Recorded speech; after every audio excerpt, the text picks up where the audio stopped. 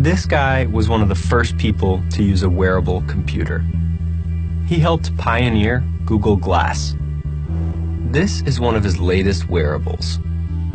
This weird glove can teach people new skills through vibration. The craziest part? You don't even need to be paying attention to learn. It's called passive haptic learning. The brain is capable of more than we know.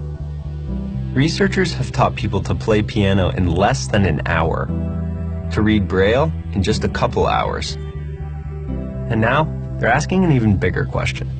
Can we actually use this glove to help people recover from traumatic brain injuries and get back to normal lives?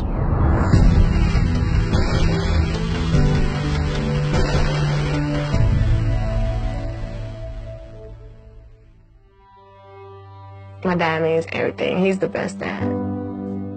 Katrina's dad, Alex, had a stroke, and as a result, he has extremely limited movement and sensation in his right hand.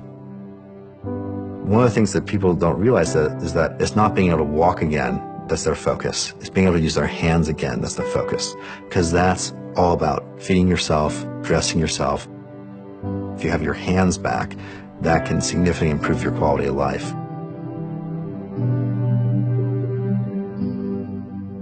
That's Thad Starner. He's a professor at Georgia Tech. Back in the 90s, he started wearing a computer on his face, and he was probably one of the first people to do that. A lot of things we can do now with wearable computers that used to be science fiction. Like in The Matrix. In that movie, Keanu Reeves learns new skills from a computer passively. That's kind of what we're talking about here. But instead of plugging into a computer, Thad wants you to wear these gloves. Meet Thad's colleague, Caitlin. People say Thad is quirky, but I never really picked up on that, so I guess I must be quirky too. They started with piano. The first thing we tried was conveying a simple melody on the piano using a wearable computing device in the form of a glove. So basically these little gloves vibrate in the same finger pattern as a piano song. This happens in the background while you do other stuff. Then you sit down an hour later and you can magically play it. When we were filming, I gave it a try. Okay, so you're just going to start with your middle finger on this key.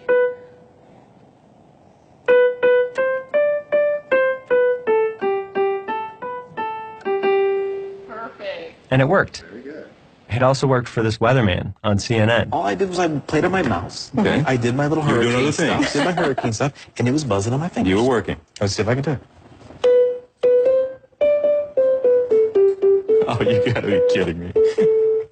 Are you kidding me? Now, do you have any talent, a background in music? Ever played the piano? In their experiments, they even tried hard to distract people wearing the gloves. They made them take the SATs or GREs, and people could still play the song. Even as they got more complicated, two hands. Mozart's Turkish March. It still worked. So Caitlin got an idea. I thought, what other applications had a need, and could we apply this technique to? Only 10% of blind people can read Braille. The National Federation of the Blind considers this a literacy crisis. Hi, Brittany. It's Caitlin. For these individuals, Braille is their language, so it's a skill they really need to have. It normally takes about 4 months to learn Braille. So Caitlin wondered, what if they could speed that up? I created a 2-glove system that taught each letter incrementally. And just like the piano, they wore them in the background for a couple hours. And these people who I taught to type Braille were able to read 94% of the Braille alphabet in under 4 hours. 4 months to 4 hours. That's pretty crazy. Beautiful, Brittany. That is awesome. It is it.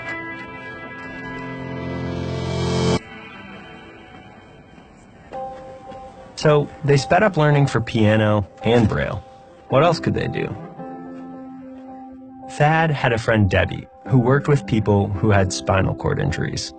She saw the piano experiment. And Debbie said, why don't you use this on some of my patients? Debbie thought they might be able to restore some fine motor control in her patient's hands. The brain will recruit more and more neurons to explain the signals that are left over and help differentiate them and give them better sensation dexterity. So they got some of Debbie's patients and had them come play the piano. They gave half of them a glove to stimulate their disabled hand, and over 8 weeks, what we noticed was that those who took the glove home, they showed improvements in sensation on their disabled hand. One patient could only move one finger, and he came out able to button his own buttons. And that was just a revolution to us, right? You know, if we can help with partial spinal cord break, what else can we work on? And so, of course, the big one there is stroke.